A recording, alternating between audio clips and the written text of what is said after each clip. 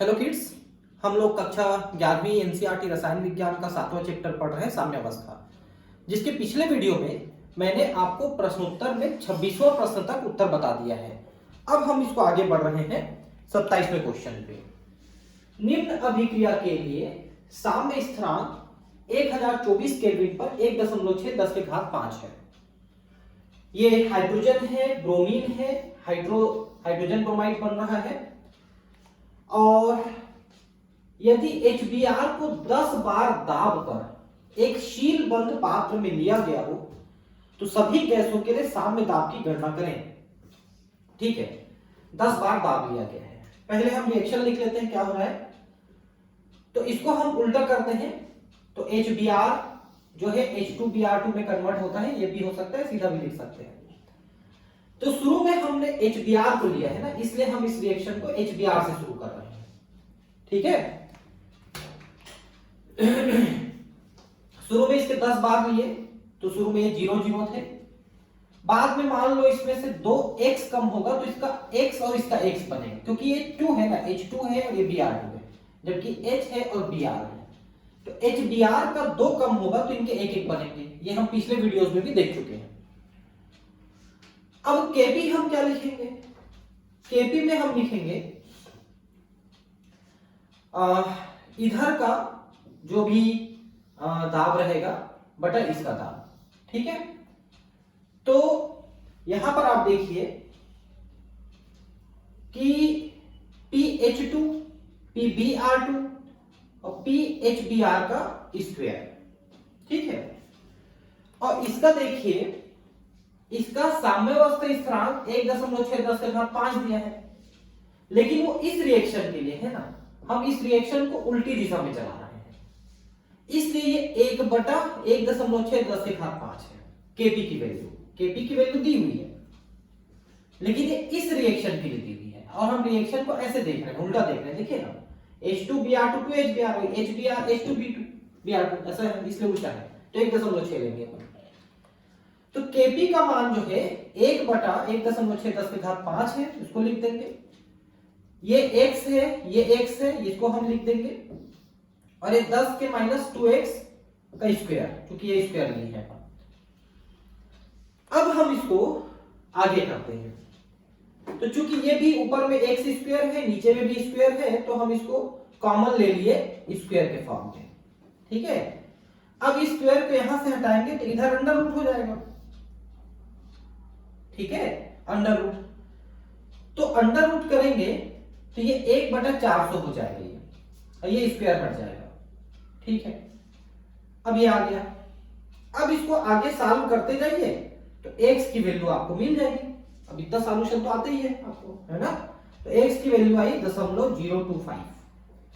ये x की value HBr का H2 और Br2 का है, देखिए, है ना, ऐसा है। तो अगर आप इसमें अब PHBr निकालना चाहते हो तो इसका मान है 10 के घात -2x, सॉरी 10 के -2x। तो 10 के -2x कर देंगे तो 9.95 बार आ रहा है। तो इसमें इसका आ गया 9.95 बार साम्यावस्था में, और इसके आगे 0.05, इसके आगे 0.05। इतने दबाव में ये दोनों मिलेंगे हमको जब साम्यावस्था स्थापित हो जाएगा तब। ठीक है, नेक्स्ट क्वेश्चन। निम्न ऊष्माशोषी क्रिया से प्राकृतिक गैस के आंशिक ऑक्सीकरण से डाइहाइड्रोजन गैस मिलती है। ठीक है, हम इसका अगर पूर्ण ऑक्सीकरण करते तो ये CO2 मिलता।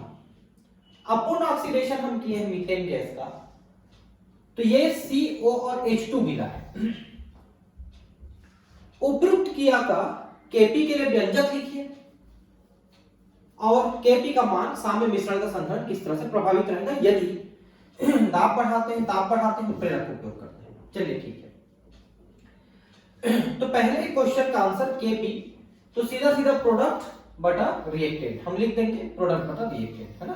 अब यहाँ पर 3 है इसलिए H2 में क्यूब आएगा, बाकी किसी में कोई घात नहीं आएगा, ये तो सिंपल है। Kp का मान तथा साम्य मिश्रण का संगठन किस तरह प्रभावित होगा? दाब बढ़ाने, ताप बढ़ाने और प्रेरक उपयोग द्वारा। चलिए ठीक है, तो उसके आंसर निकालने के लिए सबसे पहले हम गैस के मोल्स की संख्या में क्या परिवर्तन आ रहा है। तो शुरू में उपयोग हुए 1 और 1 2 मोल, बने हैं 3 और 1 4 मोल। तो 4/2 बराबर 2, Mg 2 है, ΔMg 2 है। ठीक है, मतलब यह है कि अगर प्रक्रिया इधर आती है तो गैस की मात्रा बढ़ेगी, और अगर प्रक्रिया इधर जाएगी तो गैस की मात्रा कम होगी, क्योंकि मोलों की संख्या इधर कम इधर ज्यादा है। तो अगर हम दाब बढ़ाएंगे तो प्रक्रिया उस दिशा में चलेगी जिधर दबाव कम हो जाएगा। तो दबाव कम होगा विपरीत दिशा में, तो विपरीत दिशा में प्रक्रिया को चलाएंगे तो दबाव कम होगा। अगर हम ताप बढ़ाएंगे तो क्या होगा। तो यहां पर एक चीज देखिए, ऊपर में लिखा है ऊष्माशोषी अभिक्रिया। ऊष्माशोषी का मतलब है ये हीट को एब्जॉर्ब करता है। तो ताप बढ़ाओगे तो हीट को ज्यादा से ज्यादा एब्जॉर्ब करेगा और प्रक्रिया आगे की दिशा में चलेगी। मतलब पहले जो क्वेश्चन है इसमें रिएक्शन वापस चलेगी, दूसरे वाले में रिएक्शन आगे की ओर चलेगी। और अगर हम उत्प्रेरक का प्रयोग करेंगे तो उत्प्रेरक के बारे में आप एक चीज जान लीजिए हमेशा, उत्प्रेरक जो है दोनों दिशाओं में काम करता है। अगर ये इस दिशा में काम करेगा तो इस दिशा में भी काम करेगा, लेकिन वो रिएक्शन को जल्दी कराएगा। मतलब साम्यावस्था जल्दी स्थापित हो जाएगा, लेकिन साम्यावस्था के मिश्रण संगठन में कोई परिवर्तन नहीं होगा। मतलब इनमें कोई रिएक्शन आगे या पीछे नहीं होगा, जितना चल रहा है उतना ही चलता रहेगा। मतलब साम्यावस्था में उतना ही मात्रा में दोनों चीजें रहेंगी। मतलब उत्प्रेरक के प्रयोग से साम्यावस्था जल्दी जरूर स्थापित हो जाएगा, लेकिन उसके संगठन में कोई परिवर्तन नहीं होगा, क्योंकि उत्प्रेरक दोनों दिशाओं में काम करता है। इस दिशा में भी उतना ही काम करेगा, इस दिशा में भी उतना ही काम करेगा। इसलिए नेक्स्ट, प्रभाव को समझाइए। हाइड्रोजन का योग, मेथिल अल्कोहल का योग, कार्बन मोनोऑक्साइड का निकलना और मेथिल अल्कोहल के निष्कासन। ठीक है, किस अभिक्रिया में? इस अभिक्रिया में हाइड्रोजन आप ले रहे हैं, CO ले रहे हैं और मेथिल अल्कोहल बना रहे हैं। अब क्या होगा देखिए, इधर आपका 1 मोल गैस बन रहा है, जबकि इधर आपने 3 मोल गैस लिया है। मतलब प्रक्रिया को आगे बढ़ा रहे हो तो -2, मतलब 2 कम हो रहा है, गैस के अणु 2 कम हो रहे, इधर 3 थे उधर 1 है। तो अगर आप हाइड्रोजन यूज करोगे और ज्यादा डालोगे तो प्रक्रिया आगे बढ़ेगी और मेथिल अल्कोहल ज्यादा बनेगी। मेथिल अल्कोहल ज्यादा डालोगे तो प्रक्रिया उल्टी दिशा में चलेगी और हाइड्रोजन और CO2 ज्यादा बनेंगे। अगर CO को निकालोगे तो प्रक्रिया इस दिशा में चलेगी जिससे अधिक से अधिक CO बन सके। और अगर मेथिल अल्कोहल निकालोगे तो मेथिल अल्कोहल इसमें से निकालोगे तो मेथिल अल्कोहल अधिक से अधिक बनाने के लिए आगे चलेगी। मतलब H2 का प्रयोग करोगे और ज्यादा तो प्रक्रिया आगे बढ़ेगी, मेथिल अल्कोहल डालोगे तो प्रक्रिया वापस होगी, और CO निकालोगे तो प्रक्रिया वापस होगी क्योंकि CO अधिक बनाना चाहेगा, और मेथिल अल्कोहल निकालोगे तो प्रक्रिया आगे बढ़ेगी। ठीक है, तो पहले और आखिरी में आगे बढ़ेगी, दूसरे और तीसरे में प्रक्रिया वापस होगी। इसका ये मतलब है। आप इस बात को लीस्ट इटालियन नियम से सीधा समझ लीजिए, किसी चीज को निकाल रहे हैं तो उस चीज को अधिक से अधिक बनाएगा वो, और किसी चीज को अधिक दे रहे हैं तो उस चीज का अधिक से अधिक उपयोग करेगा, उस चीज को अधिक से अधिक खत्म करेगा। आप दोगे तो वो उपयोग करेगा, आप लोगे तो आपको देगा बना करके। ठीक है, ऐसा है। जैसे H2 डालोगे, उसको दोगे तो H2 का प्रयोग करेगा और आगे बढ़ाएगा रिएक्शन को। मेथिल अल्कोहल दोगे तो मेथिल अल्कोहल का प्रयोग करके रिएक्शन को इधर बढ़ाएगा। CO निकालोगे तो आपको निकाल के देगा तो इधर बढ़ा के निकालेगा। मेथिल अल्कोहल निकालोगे तो मेथिल अल्कोहल बना के देगा। तो प्रक्रिया उन दिशाओं में चलेगी। नेक्स्ट, 473 केल्विन पर PCl5 फास्फोरस पेंटाक्लोराइड के विघटन के लिए साम्य स्थिरांक Kc इतना है। ये 8.3 10⁻³ ठीक है। ठीक है, क्या हो रहा है? फास्फोरस पेंटाक्लोराइड ट्राइक्लोराइड और Cl2 में बदल रहा है। ठीक है, और यहां पर जो प्रक्रिया की एंथैल्पी परिवर्तन है डेल एच, ये डेल है ना, डेल एच जो है 124 किलो जूल पर मोल है। इसको देखने से आपको यह समझ में आ रहा है कि यह प्रक्रिया ऊष्माशोषी है, मतलब एंथैल्पी अंदर जा रही है, मतलब उसकी बढ़ रही है, तो मतलब वो ऊष्मा अवशोषित कर रही है। केसी का व्यंजक लिखना है तो व्यंजक तो बहुत सिंपल है कि प्रोडक्ट बटा रिएक्टेंट आप लिख दीजिए, प्रोडक्ट बटा रिएक्टेंट आ गया, और केसी की वैल्यू पहले से दी हुई है 8.310 लिखा -3। दूसरा क्या लिखा है, इसी ताप पर विपरीत अभिक्रिया के लिए केसी का मान क्या होगा, तो इससे उल्टा होगा, जितना दिया है उससे उल्टा होगा, 1/8.310 लिखा -3, ये हो जाएगा। ठीक है, नेक्स्ट, हैबर विधि में प्रयुक्त हाइड्रोजन को प्राकृतिक गैस से प्राप्त मीथेन को उच्च ताप की भाप से क्रिया कर बनाया जाता है। दो पदों वाली अभिक्रिया में प्रथम में कार्बन मोनोऑक्साइड और अधिक भाप से अभिक्रिया कराते हैं तो CO + H2O = CO2 + H2। ठीक है, यानी कार्बन मोनोऑक्साइड का आप H2O से प्रयोग करोगे वाटर गैस, ठीक है, ये तो CO2 और H2 बनता है। ठीक है, 400 केल्विन पर अभिक्रिया पात्र में CO एवं भाप का सममोलर मिश्रण इस प्रकार लिया जाए कि प्रेशर ऑफ CO2 बराबर प्रेशर ऑफ H2O = 4 बार, मतलब इन दोनों को आप 4 बार ले रहे हैं, 4 की दबाव में ले रहे हैं।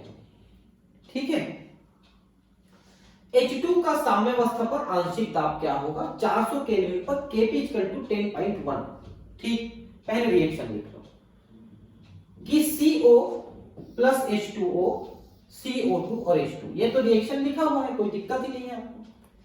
शुरू में कितना लिए, इसके 4 दाब लिए, शुरू में ये 0 0 था, बाद में इसमें से x कम होगा तो ये x और ये x बनेगा, क्योंकि सब एक है, इसलिए एक बनेगा। ठीक है, अब रिएक्शन लिख लो, तो प्रोडक्ट बटा रिएक्टेंट ये लिख लिया आपने, है ना, x ये ऐसा लिख लिए। अब इन दोनों में स्क्वायर है, भाई इसको एक पद ही कम लिखा है, मैं लिख देता हूं, ऊपर में भी x स्क्वायर आया और नीचे में भी 4 - x का स्क्वायर आया। ठीक है, तो टोटल ये हो गया, अगर हम ऐसा लिखें x बटा 4 - x का होल स्क्वायर, ऐसा लिखें, है ना। अब इस स्क्वायर को हटाना चाहते हो तो इधर आप वर्गमूल लिखोगे, ये देखो वर्गमूल लिख दिया, तो ये देखो x बटा 4x ये आ गया। अब 0.1 का वर्गमूल आप निकालोगे तो 0.316 आएगा, वर्गमूल निकाल लीजिए, वो तो आप जानते ही हैं कैसे निकालना है ना, ये आ गया। अब इसमें x का मान आप निकाल लीजिए, 0.96 आ रहा है, तो इसका मान 0.96, इसका मान 0.96, तो ये कम हो जाएगा, तो ये हो जाएगा 4 - 0.96, तो ये हो जाएगा 3.04, ये हो जाएगा। CO बचेगा 3.04, ये बचेगा 3.04, और ये हो जाएगा 0.96, ये हो जाएगा 0.96, क्योंकि ये बनेंगे तो उतने ये कम हो जाएंगे। बहुत सिंपल क्वेश्चन है, कोई ज्यादा घबराने की बात नहीं है। बताइए, निम्न में से किस रासायनिक अभिक्रिया में अभिकारकों व क्रियाफलों की सांद्रता तुलनात्मक रूप से अधिक है। ठीक, अब यहां पर देखिए, अभिकारकों और क्रियाफलों की सांद्रता तुलनात्मक रूप से किस में अधिक है। देखिए, इन सभी में आप देखिए कि अगर Kc का मान धनात्मक रहता तो रिएक्शन ज्यादा आगे बढ़ता, और ऋणात्मक का मान का मतलब है रिएक्शन आगे नहीं बढ़ा बल्कि बहुत थोड़ा बढ़ा। तो पहले वाले में देखिए कि इसमें ऋणात्मक मान है, तो इसमें ये रिएक्शन ज्यादा नहीं बढ़ेगा, मतलब इसकी मान अधिक है। ठीक है, ठीक, दूसरे में आप देखिए कि इसका मान अधिक है, Kc का मान अधिक है, तो ये ज्यादा हो जाएगा यहां पर। तीसरे वाले में भी Kc का मान 1.8 है, तो इसमें इन दोनों का मान लगभग बराबर है। अब देखिए यहां पर आप समझिए बात को कि पहले रिएक्शन में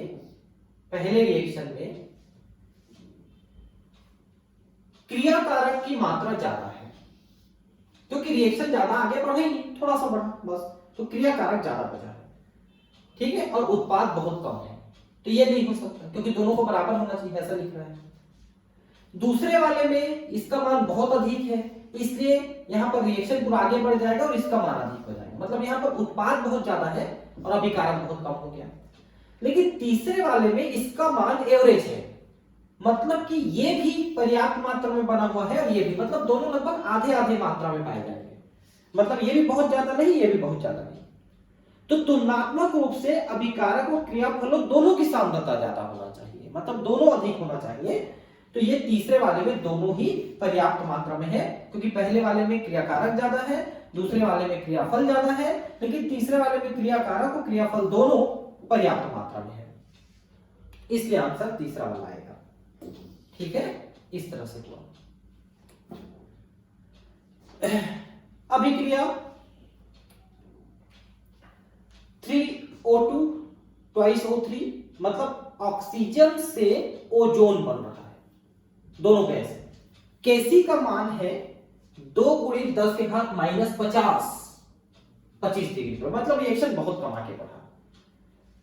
यदि 25 डिग्री पर O2 की साम्य सांद्रता 1.6 × 10⁻⁻2 है, तो O3 की सांद्रता क्या होगी?